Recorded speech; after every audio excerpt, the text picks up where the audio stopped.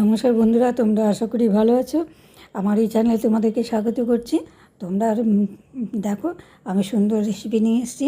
সেই রেসিপিটা তোমরা কিন্তু প্রত্যেকেই খেয়েছো, কিন্তু কে কীভাবে খেয়েছো সেটা আমি বলতে পারবো না, কিন্তু প্রত্যেকেই খেয়েছো। তো তার জন্য পুরো ভিডিওটি দেখতে হবে। ভালো লাগলে লাইক, শেয়ার, কমেন্ট করো আর চ্যানেলটা সাবস্ক্রাইব করে পাশে থেকো, আমাকে সাপোর্ট করো। বেল আইকনটা প্রেস করে আমি যেন সামনে এগোতে পারি। কুমড়োর খোসা, একটা চাল কুমড়ো ছিল, পুরো চাল কুমড়োর খোসাটা ছোটো ছোটো করে কেটে টুকরো টুকরো করে কেটে নিয়েছি। একটা কড়াইয়ের মধ্যে দিয়ে দিলাম জল, দিয়ে দিব লবণ, একটু হলুদ দিয়ে কুমড়োর খোসাগুলো দিয়ে একটু হালকা সেদ্ধ হতে দেব। কুমড়োর খোসা এবার ভাজা, আমি কিভাবে ভাজছি সেই নতুন পদ্ধতিটাই তোমাদেরকে শেয়ার করছি। এবার আমি সেদ্ধ করতে দিয়ে দিয়েছি।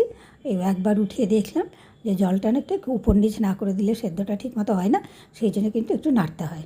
এই জন্য নেড়ে উপর নিচ করে জলটা একটু শুকনো শুকনো হয়ে আসবে, তখনই কিন্তু আমি নামিয়ে নেব। এবার দেখো জলটা অনেকটাই শুকিয়ে এসেছে, আমি নামিয়ে নেব।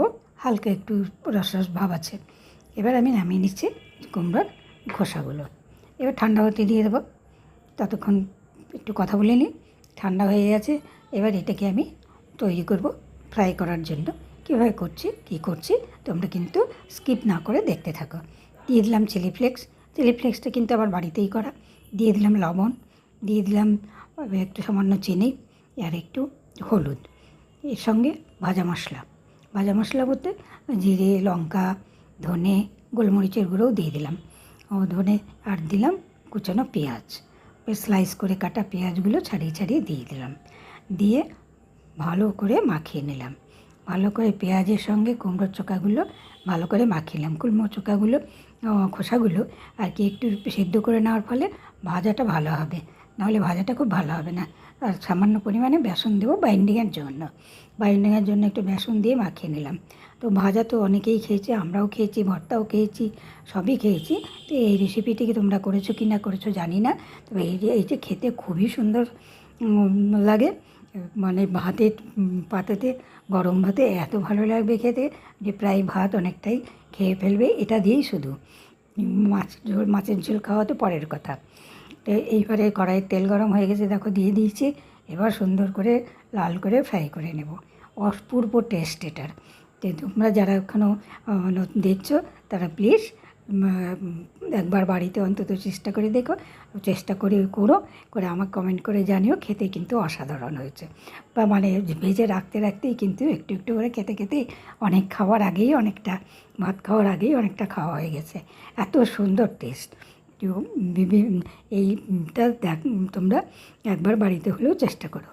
ভালো লাগলে লাইক, শেয়ার, কমেন্ট করো। কে কোথা থেকে দেখছো জানিও। চ্যানেলটা সাবস্ক্রাইব করে পাশে থেকো। পাশে থাকা বেল আইকনটি প্রেস করে দিও। আমার বন্ধুত্ব স্বীকার করো, করে আমার পাশে থেকো। এই দেখো এগুলো আমার ভাজা হয়ে গেল। আবার আমি এই যে একটু গোটা গোটা চপের মতো ভেজেছি, আবার কিছুটা ঝরঝরা করেও ছেড়ে ভেজেছি। দু রকম টাইপের করে ভেজেছি। এবার আমি দিয়ে দিলাম, বাকিগুলো দিয়ে দিচ্ছি, দিয়ে ভেজে নিচ্ছি।